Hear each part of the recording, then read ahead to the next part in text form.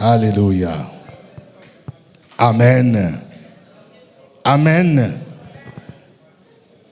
Le thème de mon message de ce matin, c'est Jésus est la solution à ton problème. Dis à ton voisin, Jésus est la solution à ton problème. Et nous allons lire Jean chapitre 5, versets 1 à 8. Jean chapitre 5, versets 1 à 8. Nous lisons la parole. Après cela, il eut une fête des Juifs et Jésus monta à Jérusalem. Or, à Jérusalem, près de la porte des brebis, il y a une piscine qui s'appelle en hébreu Bethesda et qui a 5 portiques. Sous ces portiques étaient couchés en grand nombre des malades, des aveugles, des boiteux, des paralytiques qui attendaient le mouvement de l'eau. Car un ange descendait de temps en temps dans la piscine et agitait l'eau. Et celui qui y descendait le premier, après que l'eau avait été agitée, était guéri, quelle que fût sa maladie. Là se trouvait un homme malade depuis 38 ans. Quelqu'un qui dit 38 ans. Jésus l'ayant vu coucher et sachant qu'il était malade depuis longtemps, lui dit, veux-tu être guéri? Le malade répondit, Seigneur, je n'ai personne pour me jeter dans la piscine quand l'eau est agitée. Et pendant que j'y vais, un autre descend avant moi. Lève-toi, lui dit Jésus, prends ton lit et marche. Aussitôt, cet homme fut guéri. Il prit son lit et marcha. C'était un jour de sabbat. Les Juifs dirent donc à celui qui avait été guéri, c'est le sabbat, il ne t'est pas permis d'emporter ton lit. Il leur répondit, celui qui m'a guéri m'a dit, prends ton lit et marche. Ils lui demandèrent, qui est l'homme qui t'a dit, prends ton lit et marche? Mais celui qui avait été guéri ne savait pas qui c'était, car Jésus avait disparu de la foule qui était en ces lieux. Depuis, Jésus les trouva dans les temples et lui dit, voici, tu as été guéri, ne pêche plus de peur qu'il ne t'arrive quelque chose de pire. Cet homme s'en alla et annonça aux Juifs que c'était Jésus qui l'avait guéri. Amen. Jésus est la solution à ton problème. Dans notre monde aujourd'hui, nous vivons des problèmes. C'est un monde qui est fait de problèmes. Des problèmes parfois qui perdurent. Des problèmes pour lesquels on cherche la solution. Pour certains, c'est le chômage. Tu as étudié, tu as un diplôme, tu as un baccalauréat, tu as un diplôme de BTS, une licence, mais ça fait plus de 5 ans. Tu n'as pas d'emploi, tu n'as pas de travail. Pour d'autres, c'est le problème des concours. Il y a beaucoup de gens qui viennent me voir. J'ai présenté les concours de l'entrée à la gendarmerie, à la police, à l'INFAS, à l'INFES, à l'ENA. Tous ces concours ne marchent pas. Tous ceux qui échouent au concours, ce n'est pas qu'ils ne sont pas intelligents. Mais il y a des échecs que Dieu permet pour qu'il puisse manifester sa gloire dans votre vie. Pour d'autres, le problème, c'est quoi? C'est le célibat. Votre âge est avancé. Souvent, c'est du côté des femmes. Quand déjà une femme dépasse 30 ans, 35 ans, il dit, voici, je ne me marie pas. C'est ça mon problème. Il y a quelqu'un qui me disait, vraiment, il n'y a même pas quelqu'un pour me draguer. Même, il y a d'autres, on les drague même. Mais moi, personne. Dis à ton voisin, Jésus est la solution. Il est capable de mettre fin à ton célibat. Il est capable de mettre fin à ton problème de stérilité. Il est capable de mettre fin au problème des papiers, oui, qui sont bloqués. Pour certains, ce sont des papiers. Quand je parle souvent en Europe, l'un des problèmes que les gens me posent, c'est le problème des papiers. Des papiers. Papiers de résidence. En France, on donne d'abord, je ne sais pas, pour 1 an. Après, si ça marche, c'est pour 10 ans. Si ça, après 10 ans, si quelqu'un maintenant peut demander la naturalisation. Mais c'est compliqué. Il y a des gens qui ont fait 10 ans, qui ont fait 20 ans. Ils n'ont pas de papiers. Je ne sais pas ce matin quel est ton problème. Et les gens vont chercher des solutions ailleurs. Certains vont voir les marabouts. D'autres vont entrer dans des mouvements mystiques. Mais ce matin, je vais vous dire que Jésus est la solution. Même quand vous souffrez d'une maladie que la médecine moderne a déclarée incurable, Jésus est le spécialiste de tous les cas. Lui-même, il est gynécologue. Lui-même, il est chirurgien. Lui-même, il est cardiologue. Lui-même, il est le spécialiste de tous les problèmes. Jésus est la solution. Dans ces passages, nous allons voir les problèmes qu'avait quelqu'un. Un homme qui avait un problème. Et ce problème a trouvé sa solution en Jésus. Nous allons voir 3 éléments ce matin. Nous allons d'abord voir les problèmes de cet homme dont parle ce passage de Jean chapitre 5. Et deuxièmement, nous allons voir comment Jésus a résolu son problème. Et troisièmement, nous allons voir la vie de cet homme après la solution. Quand tu as trouvé la solution en Jésus, la vie après, qu'est-ce que tu dois faire? Commençons d'abord par les problèmes de cet homme qui est raconté ici. La Bible nous dit que c'était un homme qui était malade. Il était paralytique depuis 38 ans. Dis à ton voisin 38 ans. Il y a des gens qui ont des problèmes qui ont duré seulement 1 an, 6 mois et tu te plains. Mon problème a duré, je ne comprends plus. Ici, on ne parle pas de 38 jours. On ne parle pas de 38 semaines. On parle de 38 ans. Ça veut dire que si ce monsieur, son problème a commencé quand il avait 20 ans. Après 38 ans, il a quel âge maintenant? 58 ans. Demande à ton voisin, quel âge as-tu?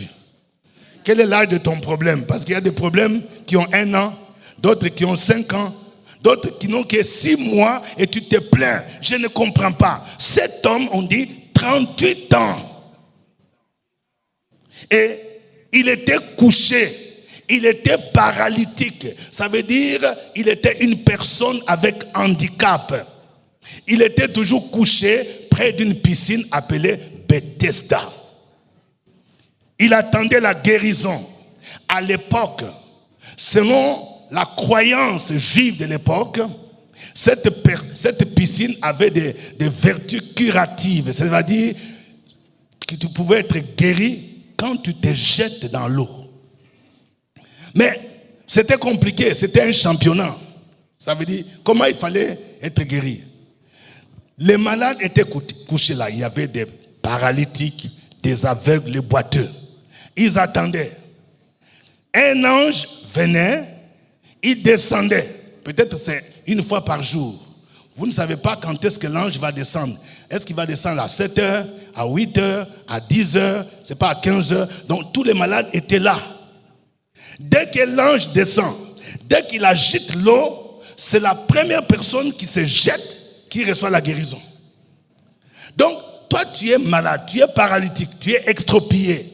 Donc, il faut avoir un parent, un ami, qui, lorsque l'ange descend, il faut avoir quelqu'un qui te jette dans l'eau. Et pendant 38 ans, ce monsieur n'avait personne. Ça veut dire que tous les parents l'ont abandonné. Il dit, ton problème est fatigué. On est fatigué. Les transports là, tu ne sais pas que les transports, ça pose des problèmes. Te prendre, te soulever, te transporter, aller pendant 38. Peut-être que les gens ont fait pendant 5 ans et la famille a dit que non, toi là, tu n'as qu'à mourir même. Parce qu'il y a des gens qui ont des problèmes pour lesquels personne ne peut te venir en aide. Même des membres de ta famille. Ils commencent à souhaiter ta mort. Parce que le budget commence à peser. Donc cet homme était abandonné. Il n'avait personne. Les autres, au moins, ils avaient des parents qui étaient là. Dès que l'ange vient, il secoue l'eau, quelqu'un le prend, il déjette. C'est la première personne qui descend qui recevait la guérison. Vous voyez un problème. Quelqu'un qui dit un problème. Qui n'avait pas de solution pendant 38 ans. J'aimerais que nous puissions comprendre. La guérison ici, à travers la piscine de Bethesda, ça représente ce que le monde nous présente comme solution. Ça, c'est la solution du monde. Le monde, quand tu as des problèmes, le monde va te proposer des solutions. Il y a des familles où on va te dire, bon, comme ton problème a duré, tu n'as pas d'enfantement, il faut voir un marabout. Le marabout va te donner un canari. Et le monde rend les gens bizarres. Je me souviens quand j'étais encore jeune, je ne connaissais pas Jésus. Je suis parti, quelqu'un m'a montré, il y a un monsieur dans le quartier. Parce que je voulais d'une fille, la fille ne voulait pas de moi. Et on me dit que non, il y a un monsieur là. Quand il va te donner un fétiche là, même si la fille est comment, elle va accepter. Je suis parti voir le monsieur. Vous savez, vous voulez que je vous dise ce que le monsieur m'a demandé de faire? Il m'a donné donc des feuilles là, à agiter. Il me dit, bon, tu entres dans la douche avec bassine d'eau. Tu prends ces herbes là, tu jettes et tu commences à secouer l'eau en citant le nom de la fille là. Tu dis, oui, telle fille, il faut que tu m'aimes, il faut que tu m'aimes. Il faut que tu parles beaucoup, plusieurs fois, jusqu'à ce que ça commence à mousser. Si ça mousse là, c'est que c'est bon. Tu te rends compte, tu es dans la douche. Il y a des gens qui font 30 minutes dans la douche. Vous ne savez pas ce qu'ils font. C'est ce genre de gymnastique là. Demande à ton voisin, qu'est-ce que tu fais dans la douche? Tu fais 1 heure du temps. Déjà, il y a des gens qui sont en train de faire des mousses. Il faut qu'il m'aime. Juliette, il faut que Juliette m'aime. Il faut qu'il m'aime. Ça fait ridicule. Parfois, j'ai regardé, est-ce qu'il n'y a pas des gens qui m'entendent? Ça fait bizarre. C'est ça le monde. J'ai fait ça, ça a commencé à mousser. Bon, quand j'ai vu la fille passer, c'est là où même, elle voulait même m'insulter. Il faut même pas. Ça n'a pas marché. Le monde nous présente des solutions bizarres. Pour d'autres, on va te dire, il faut aller te baigner dans une rivière. Parce que ton problème là, on dirait que tu as une malédiction. Il faut qu'on te lave. C'est ça que certains font. Parmi vous, il y a des gens qui sont déjà partis faire. Tu as fait tu es parti à la rivière, donc à Sassandra. Après, tu es parti à la Guinée-Brie. Après, je ne sais pas, quelle encore rivière? Comoé. On t'a lavé jusqu'à... Il n'y a rien. Tu n'as pas trouvé de solution. Ça, c'est le monde. D'autres vont te dire, il faut pratiquer des rites, passer par des rites. Il faut faire des libations. On dit, il faut parler aux morts. Il faut parler aux ancêtres. Pour que tu aies des meilleures récoltes. Tu fais libation. Pour que ton champ d'EVA, ça puisse marcher. Ton champ de cacao, ça puisse marcher. Il y a des gens qui ont fini toutes ces pratiques-là. C'est ça le monde. Et c'est compliqué la solution du monde. Se réveiller à minuit, se réveiller à 3 heures. Il faut porter des habits de couleur noire, de couleur rouge. Tout ça c'est compliqué. Dis à ton voisin, tout ça c'est compliqué. Alors que Jésus est là, Jésus nous apporte la solution, mais on cherche des solutions ailleurs. Jésus était là, ce monsieur, pendant 38 ans, il était là, espérant qu'on le jette dans l'eau. Mais ça n'a pas marché pour lui. Il n'avait personne. Nous allons voir comment Jésus est intervenu. C'est notre deuxième point. L'intervention de Jésus pour la guérison de cet homme. Comment Jésus apporte la solution. Quand nous lisons les textes, nous voyons 4 éléments importants. Premier élément, on dit Jésus l'ayant vu. Quelqu'un qui dise Jésus l'a vu. Ça c'est important. Chaque verbe dans la Bible est important. Quand Jésus est arrivé, on dit la première chose, il a vu cet homme. Bien-aimé dans le Seigneur, j'aimerais que nous sachions que Jésus nous voit. Dis à ton voisin, Jésus te voit. Il te voit dans ton affliction. Il voit comment tu souffres. Il voit comment tu es malade. Il voit comment tu n'arrives même pas à dormir. Il voit comment il y a un problème qui te ronge. Il dit, Jésus te voit. Même s'il y a quelqu'un qui ne te voit pas, Jésus te voit. Ça veut dire que tu ne peux rien cacher. Il est omniprésent. Il te voit. C'est pourquoi il pouvait dire à un certain Nathanaël, il dit, je t'ai vu coucher. Quand tu étais couché devant le figuier, je t'ai vu. Quand tu pars quelque part à Gonzacqueville, dans une chambre d'hôtel, quand tu vas quelque part à Yopougon, quand tu pars quelque part à Dabou, Jésus dit, je te vois. Parce qu'il y a des gens qui pensent que quand tu pars en déplacement là, c'est là où quelqu'un ne saura pas. Bien aimé, on ne peut rien cacher. Hein? Tout le monde te voit. Un jour, je suis parti en France, en banlieue, donc dans la région. C'est pas à peu près à 100 km. Quelqu'un est parti là, on a fait une course. On est entré dans un supermarché. J'ai rencontré quelqu'un qui m'a dit, révérend, vous êtes là. J'ai dit, po. Imagine-toi si tu fais des bêtises, tu dis que non, je suis en France, à 100 km de Paris, qui me connaît? Même si quelqu'un ne te voit pas, Jésus te voit. Dis à ton voisin, Jésus te voit. Notre Dieu est omniprésent.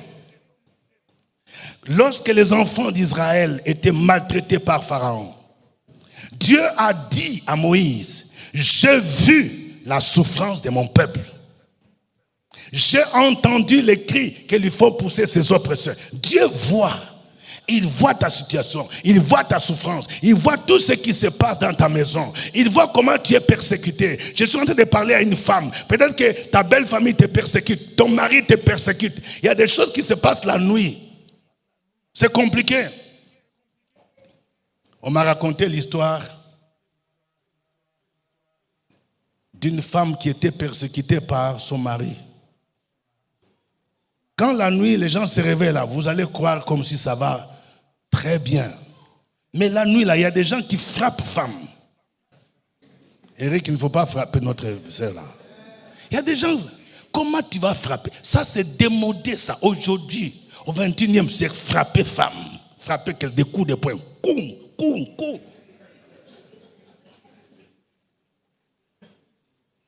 Et puis, il semble que la sœur, le matin là, c'est son chauffeur qui l'a consolé. Parce que les maris, vous savez, il y a des maris qui sont irresponsables. Ils abandonnent leurs épouses avec les chauffeurs. La femme a un rendez-vous avec un médecin. Oui, le chauffeur est là, il faut l'accompagner. Il y a des rendez-vous importants où, monsieur là, tu dois accompagner ta femme. Il ne faut pas te laisser toujours avec. Le chauffeur est là. Donc la nuit, quand le monsieur boxe la femme, coup. Le matin, quand il voit le chauffeur, c'est quoi? Il m'a frappé encore. Alors, donc, le chauffeur l'embrasse. Tantine, Yako. Donc, elle a commencé à pleurer entre les bras du chauffeur. Et ce qu'il fallait craindre arriva. Comme c'est le chauffeur qui le console. Donc, le chauffeur est devenu un autre mari. Quelqu'un qui dit, ce n'est pas normal. Même si tu vis des choses pareilles dans la chambre que personne ne voit, mais Jésus te voit. La Bible nous dit que cet homme-là, il était couché près de la piscine. Il n'y a personne qui faisait cas de lui. Parce qu'aucun membre de famille n'était là. Mais Jésus l'a vu. Peut-être qu'il y avait plus de 200 malades. Mais Jésus l'a vu. Deuxième chose, la Bible nous dit, Jésus sachant qu'il était malade. Donc Jésus connaît nos problèmes. Quelqu'un dise, Jésus connaît. On dit, sachant qu'il était malade. Il est omniscient. C'est-à-dire, il connaît toutes les choses. Rien n'échappe à son contrôle.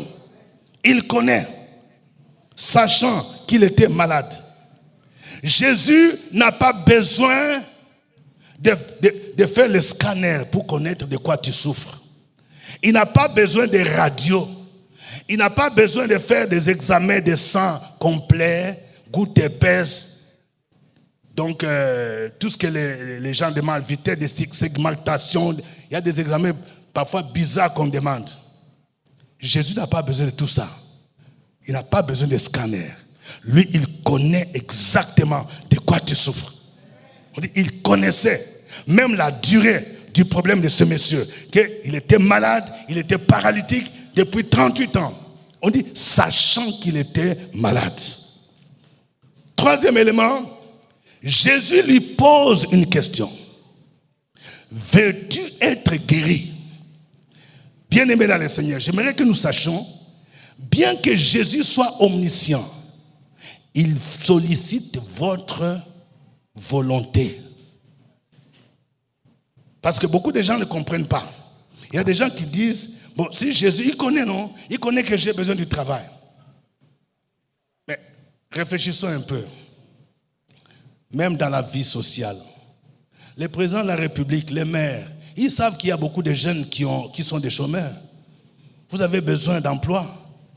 Et vous ne voulez pas prendre vos responsabilités pour faire, présenter votre CV, chercher à présenter votre demande d'emploi. On vous demande des documents. Vous dites, non, le président, il sait que nous, on a besoin d'emploi, non? Il n'a qu'à faire. Est-ce que c'est normal? Non. C'est la même chose avec Jésus. Il connaît ton problème. Il connaissait que cet homme était malade. Mais il lui pose la question, veux-tu être guéri? Dieu ne nous a pas créés comme des marionnettes. Il nous a donné une volonté. Ça veut dire quoi? Il sollicite ta volonté pour que toi tu dises oui ou non avant qu'il agisse. Donc Dieu a sa part, mais toi aussi tu as ta part. Veux-tu être guéri? La réponse normale, c'est oui ou non, non. Mais il y a des gens, quand on te pose la question, tu passes par des réponses compliquées. C'est pourquoi il y a des gens qui échouent même aux examens. Il y a des questions qui sont simples. Normalement, à cette question, la réponse devrait être oui ou non. Veux-tu être guéri? Écoutez la réponse du monsieur. Compliqué.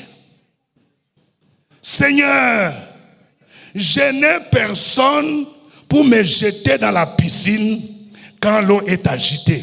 Pendant que j'y vais, un autre descend avant moi. Quelqu'un qui dit, tout ça c'est compliqué. C'est comme ça que beaucoup de gens font. Veux-tu te marier? La réponse est quoi? Oui. Veux-tu te marier? Mais il y a déjà, bon, je ne sais pas encore, ça dépend. Hein? Bon, comme, je ne sais pas, je n'ai même pas encore... une maison, je n'ai même... Tout ça c'est compliqué. On te dit, veux-tu te marier? Tu dois dire oui. Veux-tu avoir un visa? Il faut dire quoi? Oui. Veux-tu l'enfantement? La réponse est oui. Alors, laissez des trucs trop compliqués. Pour ce monsieur-là, la guérison, selon la conception mondaine, la guérison était dans l'eau. Et c'est pourquoi vous écoutez sa réponse, je n'ai personne pour me jeter dans l'eau. Mais Jésus est là. C'est lui qui est la solution à ton problème. Est là devant toi. Mais toi tu cherches, tu dis, je n'ai personne. Je n'ai personne. Parce que je cherche quelqu'un qui va me jeter dans l'eau.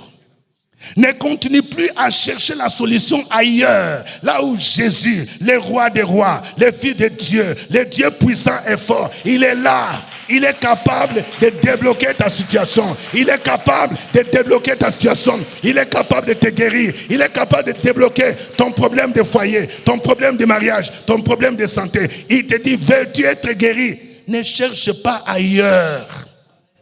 Je n'ai personne. Si tu n'as personne pour te venir en aide dans ta famille, Jésus est la solution.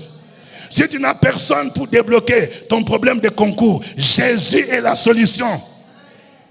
Je suis sûr qu'il y a des gens qui allaient répondre comme ça. Tu as un problème de concours à l'ENA, à la gendarmerie, l'entrée à la fonction publique. Jésus te dit, veux-tu entrer à la fonction publique? Dis oui, je n'ai personne pour me mettre sur une liste là. Est-ce que tu ne connais pas un général? Tout ça c'est compliqué. Je n'ai personne. Il y a des autres qui ont des mères. Il y a d'autres personnes qui ont... Je n'ai personne. Est-ce que tu ne connais pas quelqu'un? Jésus dit, moi je suis là. Tu cherches qui encore? Dis à ton voisin, Jésus est la solution.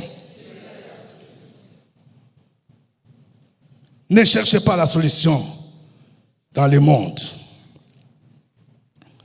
Quatrième chose, Jésus lui dit. Donc Jésus voulait lui dire que tout ça c'est compliqué. Tu cherches quelqu'un, moi je suis là. Jésus lui dit, lève-toi, prends ton lit et marche. Jésus veut lui montrer que tout ce que le monde vous propose là, c'est compliqué.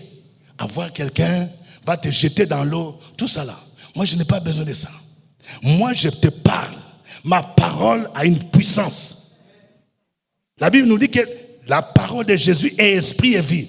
Il donne l'ordre. Il dit, lève-toi, prends ton lit et marche. Et la Bible nous dit que cet homme, il a fait exactement les 3 pas. Il s'est levé, il a pris son lit sur lequel il était couché, et puis il a marché. Ça s'appelle la foi. Quelqu'un qui dit la foi. Oui. La foi, c'est la clé qui te permet d'expérimenter le miracle de Jésus. La foi. Cet homme a cru en Jésus. Il a cru en sa parole. Il a cru qu'il est celui qui était au commencement. La Bible déclare, au commencement était la parole, et la parole était avec Dieu, et la parole était Dieu. La parole de Jésus a le pouvoir de création. La Bible nous dit que tout a été fait par lui et pour lui. Il dit un mot et la chose s'accomplit. Donc quand Jésus te dit, lève-toi, prends ton lit et marche, tu dois croire, tu saisis sa parole et tu agis selon sa parole et le miracle arrive. La foi et l'obéissance marchent ensemble. Quand je crois, je dois obéir. Quand je crois, j'obéis.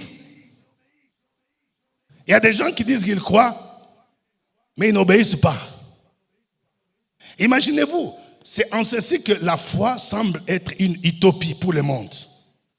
Parce que comment vous voulez imaginer quelqu'un qui est extropié, qui est couché, il est paralytique, et puis vous lui demandez de se lever, sans que quelqu'un ne le tienne par la main. Ça, c'est comme une folie. Mais quand c'est Jésus qui parle, quand c'est ton temps, le temps où Jésus agit, ce qu'on appelle en grec les kairos. Quelqu'un qui dit les kairos. Quand c'est ton temps du mariage, le Seigneur peut te dire, commence déjà à faire ta robe de mariée. Je suis en train de dire à quelqu'un, oui, c'est ça la foi. La foi, c'est quoi? C'est une ferme assurance des choses qu'on espère, une démonstration de celles qu'on ne voit pas. Quand tu crois, tu dois poser des actions qui démontrent ta foi et le miracle sera là. Cet homme a entendu la parole de Jésus. Car la Bible déclare, la foi vient de ce qu'on entend et ce qu'on entend vient de la parole de Christ. Il a entendu la parole. Jésus a dit, lève-toi. Il a cru qu'il est capable de se lever. Et il s'est levé. Prends ton lit. Et il a transporté son lit. Il n'est même pas tombé. Et il a commencé à marcher. Amen. C'est la foi. Il y a des choses que tu ne peux expérimenter dans ta vie que quand tu poses des actions de foi. Comment est-ce que tu démontres ta foi? Quand tu as la foi, tu dois prendre parfois les risques. C'est ça. Quelqu'un a dit, l'homme qui a peur de faire des pas de foi par peur d'échouer a déjà échoué. Même dans les affaires. Il est vrai que dans les affaires, on calcule. Vous allez voir, dans toute affaire, il y a toujours un risque. Mais quand vous avez fait l'étude de marché, quand vous avez des évidences, même avec le peu que vous commencez, il faut faire le premier pas. Il y a des gens qui ne font jamais le premier pas.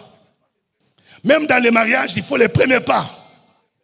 Vous les frères là, vous voulez vous marier, regardez, il y a beaucoup de sœurs qui sont là. Elles attendent que vous avez peur de quoi? Même dans ça, il faut commencer. Il faut commencer. Il faut dire, ma sœur, tu m'intéresses, viens. Je t'appelle. Mais il ne faut pas l'appeler à 23h. Hein. Il faut que ce soit propre. Amen. Voilà. Il faut la foi. Une femme là, même quand elle est ministre, députée, ambassadrice, là, elle a besoin de quelqu'un.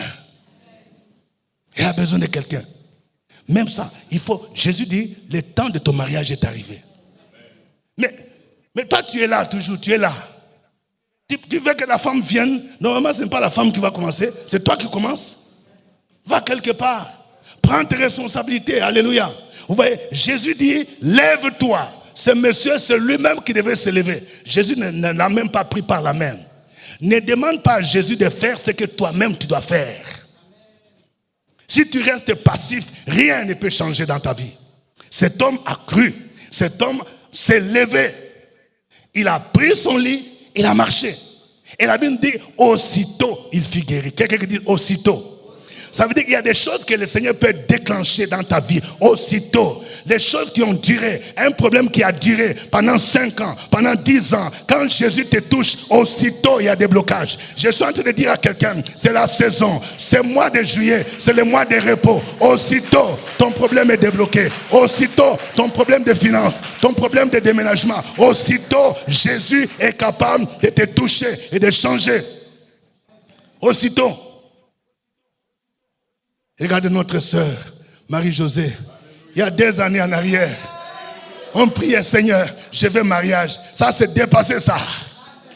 Aussitôt, Jésus a dit, il y a quelqu'un qui est là. Alléluia. Il a changé ta situation. Il a changé. C'est Dieu qui a changé la situation. Notre frère Éric, de notre sœur Marie-Josée, est capable de changer ta situation. Jésus est la solution. Aussitôt, il fut guéri. Nous allons voir, pour terminer maintenant, la vie de l'homme qui a trouvé la solution. Lorsque tu as trouvé la solution après, comment tu dois vivre? Ici, le texte nous montre 3 choses. Quelqu'un dit 3 choses. La première chose, Jésus a rencontré cet homme dans les temples. Ça veut dire, tu dois changer d'adresse. Quelqu'un qui dit waouh. Le monsieur, son adresse c'était où?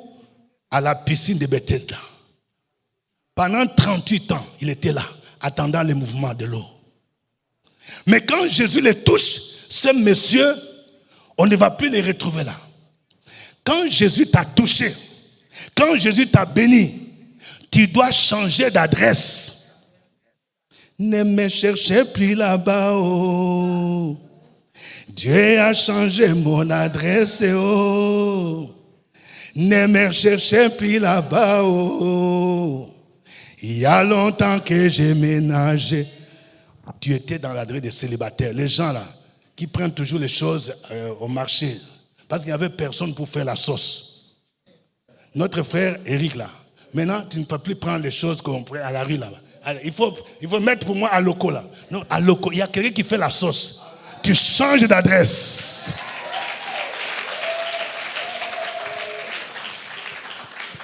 Un marié ne mange plus n'importe où. Parce qu'il sait qu'il y a quelqu'un qui fait sa sauce à la maison. Il y a des amis, oh Joe, il faut venir à la locodrome. Tu dis non, moi j'ai maintenant madame. Si je mange là-bas, il va me rendre compte. Il va me rendre compte. Quelqu'un qui dit changement d'adresse. Si tu étais dans le milieu des prostituées, des milieux de PD, quand Jésus t'a touché, on ne peut plus te trouver dans ce milieu-là. On doit te trouver dans les temples. On doit te trouver à la maison de gloire. Et quand tu es à la maison de gloire, tu dois être membre d'une famille. Changement d'adresse. Ça veut dire que je m'engage dans l'œuvre de Dieu. Ce monsieur, il s'est dit non, attends, il y a quelqu'un qui m'a touché. Il faut que j'aille au temple. Sûrement, il était animé par un esprit de reconnaissance. Sûrement, il a dit, je vais venir louer ce Dieu-là. Quand Jésus t'a touché, tu dois changer d'adresse. Ça veut dire que tu t'engages dans la maison de Dieu. Tu t'engages à les servir. Tu t'engages à les louer. Il a trouvé dans les temples. Deuxièmement, on dit, cet homme devait abandonner les péchés. Parce que quand Jésus les trouve, écoutez ce que Jésus lui dit. Voici, tu as été guéri. Ne pêche plus. De peur qu'il ne t'arrive quelque chose de pire. Dis à ton voisin, ne pêche plus. Ça veut dire, ce que tu faisais avant là, tu ne dois plus faire. Jésus voulait lui montrer que sa maladie était due au péché. Ne pêche plus. Quand Jésus t'a béni, tu sais que toi tu dépensais ton argent dans des futilités, dans des maquis, dans la bière. Jésus dit, mais j'ai bloqué tes finances à cause de ça. Maintenant que je t'ai béni, j'ai débloqué. Ne fais plus ce que tu faisais là. Ne pêche plus. Quand tu as l'argent, un chrétien là, qui connaît que Jésus l'a touché, quand il a son argent, il met d'abord les 1/10 de côté, ce qu'on appelle le dîme. Il prend offrande. Quand le Seigneur l'a béni, il prend ce qu'on appelle action de grâce. Il ne peut plus utiliser son argent pour n'importe quoi. Un ami te dit, oui, vraiment, Joe, je vais sortir, je vais aller à Sini, vraiment avec ma copine là. Tu ne peux pas me dépanner un peu 100 000. Vous dites, non, mon argent n'est plus pour ce genre de choses. Parce que si je fais ça, j'aurai des problèmes avec Jésus. L'affaire de copine là, tu ne sais pas que ce n'est pas bon. Jésus dit, ne pêche plus. Je l'ai dit souvent, quand on prie pour votre délivrance, vous savez, il y a des gens qui ne comprennent pas. Les mêmes démons retournent. Pourquoi? Ce n'est pas un problème des pasteurs. Il y a des gens qui changent de pasteur. Je cherche un homme de Dieu puissant. Je cherche un prophète. Ne nous fatiguez pas. Tu n'as pas encore abandonné une publicité et tu viens qu'on prie pour toi. Quand on prie, le démon est parti. On a prié pour toi le lundi. Le samedi, tu vas en Gonzacville, tu retombes dans les mêmes choses. Les mêmes démons vont venir. S'il y avait 3 démons, ils viendront maintenant 3 fois 7, ce sera 21. Jésus dit, ne pêche plus de peur qu'il ne t'arrive quelque chose de pire. Pire, ça veut dire quoi? Ça veut dire de plus grave. C'est ça la vérité. Le pasteur n'est pas un marabout. Si vous ne marchez pas dans l'obéissance, si vous ne menez pas une vie de sanctification, vous n'aurez pas la solution à vos problèmes. Cessez de fatiguer les pasteurs. Oh non, ce pasteur n'a pas l'onction. Changez. Vous pouvez changer. Il y a même des gens qui se déplacent. Vous essayez tous les prophètes d'Abidjan. Il y a quelqu'un qui me disait, en RDC, il y a des prophètes puissants. Il y a même des gens qui font des voyages. Ils voyagent pour chercher un prophète puissant. Mais tant que tu n'abandonnes pas ta vie de péché, c'est le pire qui va arriver. Donc, quand Jésus t'a touché, quand Jésus t'a béni, quand Jésus a débloqué ta situation, tu ne dois plus retourner aux choses que tu faisais. Si tu retournes, la Bible nous dit que c'est le pire. Il va arriver ce qu'un proverbe dit, le chien est retourné à ce qu'il a vomi. Troisième chose, lorsque Jésus apporte la solution à ton problème, il faut aller parler de Jésus. Alléluia. La Bible nous dit que cet homme s'en alla et annonça aux Juifs que c'était Jésus qui l'avait guéri. Depuis que Jésus t'a touché, il a débloqué ta situation, tu as fait quoi? Cet homme alla. Et ce qui me frappe ici, vous savez, nous aujourd'hui même, on fait des formations, des enseignements sur comment évangéliser. Mais il y a des gens là, non, ils n'ont même pas suivi un cours. Hein. C'est-à-dire que lui-même, il est guéri, on dit, aussitôt. Il sent en lui quelque chose. Quand Jésus là t'a touché, quand tu as fait l'expérience avec Jésus, tu ne peux pas rester indifférent. Tu vas sentir comme s'il y a quelque chose qui brûle en toi. Quand tu vois quelqu'un qui ne connaît pas Jésus, quelque chose te pousse à parler de lui. Tu ne peux pas rester comme ça. Tu viens chaque dimanche, tu viens seul. Tu viens seul. Alors qu'il y a des voisins qui ne connaissent pas Jésus. Jésus t'a touché. Tu avais un problème. Jésus a débloqué. Tu avais une maladie. Tu avais une situation financière qui était bloquée. Tu as vu. Et tu es là, silence radio. Quelqu'un qui dit ce n'est pas normal. On dit, cet homme s'en alla. Ça, c'est conforme à ce qu'on appelle l'ordre suprême. Jésus a dit, allez. Il y a le verbe aller. Allez, faites de toutes les nations des disciples. Matthieu 28, 19. On dit, s'en alla. Et il a fait quoi? Il annonça aux Juifs. Annoncer que c'était Jésus. L'évangélisation consiste à annoncer Jésus. Dire votre témoignage. Vous n'avez pas besoin d'être pasteur. Vous n'avez pas besoin d'être prophète. Vous parlez de Jésus. C'est simple. Nous avons une sœur qui est ici, je pense qu'elle n'est pas là, était musulmane, qui s'est donnée à Jésus. Un jour, quand on est parti témoigner, j'étais ému. Je pense que beaucoup de gens ont entendu son témoignage. Elle ne connaît pas grand-chose. Elle dit, quand elle est sortie ici, il dit, papa, j'ai vu quelqu'un. Je lui ai dit, mon fils, Jésus est la solution. Quel est ton problème? Moi, j'étais musulmane. Hein. Maintenant, regardez, aujourd'hui, j'ai suivi Jésus. Quel que soit ton problème là, c'est Jésus qui est la solution là. Le monde ne peut rien te donner. C'est Jésus. Il donne ta vie à Jésus. Il dit, le monsieur a commencé à pleurer. Donc, voilà tout ce qu'elle a dit. Allez annoncer Jésus. La solution au problème des hommes de ce monde, c'est Jésus. La Bible nous dit, tous ont péché et sont privés de la gloire de Dieu. Le salaire du péché, c'est la mort, mais le don gratuit de Dieu, c'est la vie éternelle en Jésus-Christ. Si tu ne parles pas de Jésus, Dieu va te demander des comptes. C'est comme quelqu'un, tu connais les remèdes contre Ebola. Tu connais les remèdes contre les cancers. Et tu caches ça. Quelqu'un t'a dit, bon voilà, voici les remèdes. Il faut vulgariser ça. Toi, tu caches ça. Et puis les gens meurent. 20 000 personnes, 30 000 personnes. Et si le gouvernement se rend compte de ça, et même en droit, il semble qu'on peut condamner quelqu'un pour non-assistance d'une personne en danger, n'est-ce pas? Oui. C'est ça aussi. Il y a beaucoup de gens en maison de gloire. On va vous condamner pour non-assistance des personnes en danger. Tu as des parents qui sont en danger. L'homme sans Jésus, il court le danger d'aller en enfer. Et quand toi tu ne lui parles pas de Jésus, tu seras condamné pour non-assistance des personnes en danger. C'est pourquoi dans Ézéchiel dit, vous êtes des sentinelles. Quand je vais dire au méchant, méchant tu mourras. Si tu n'avertis pas le méchant, il mourra dans son péché, je vais te redemander son sang. Mais si tu l'avertis, il mourra dans son péché, mais toi tu sauveras ton âme. Cet homme n'est pas resté bras croisés. Frères et sœurs, je sais que parmi vous, il y a des gens qui ont vu la grâce de Dieu. Ils ont vu la puissance de Dieu. Vous étiez comme cet homme. Vous aviez des problèmes qui n'ont jamais connu de solution. Vous êtes partis voir les marabouts, les comiens. Vous avez cherché des solutions auprès des hommes de ce monde. Personne n'a débloqué. Mais Jésus a débloqué la situation. Dans le nom de Jésus. Jésus est la solution. Quelqu'un dit Jésus est la solution.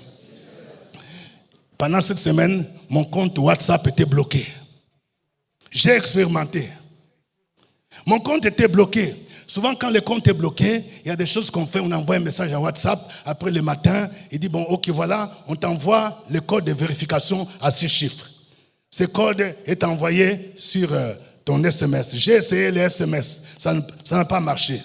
J'ai fait ça je ne sais pas de quelle heure, pendant à peu près 4-5 heures. Ça ne marche pas. J'envoie les emails aux gens de WhatsApp. Le WhatsApp me dit que non, soit ton numéro n'est pas correct, il faut vérifier. Voilà.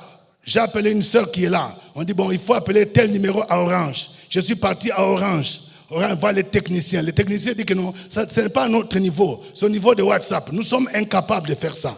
J'ai appelé des gens que je connaissais, des informaticiens. Ils m'ont dit, révérend, ça nous dépasse. Le Saint-Esprit m'a dit, laisse ces problèmes-là. Cherche la face de Dieu. La Bible nous dit que tout a été créé par Jésus et pour Jésus. Même la technologie, j'ai laissé ces problèmes. Je me suis mis à genoux. J'ai commencé à prier. J'ai commencé à adorer. J'ai parlé. J'ai dit Jésus est la solution. Quand j'ai essayé, les problèmes s'est débloqué. Jésus est la solution. Là où les gens d'Orange étaient incapables. Moi, je ne connais pas la technique, mais Jésus a débloqué. Même les problèmes techniques que nous avons, Jésus est capable de débloquer. Parfois, ce sont des problèmes spirituels. Jésus est la solution. Ma prière ce matin est que chacun de vous qui a un problème, quelle que soit la dimension, tu viennes ce matin à Jésus pour dire, voici mon problème. Veux-tu la solution? Veux-tu la guérison? Veux-tu le mariage?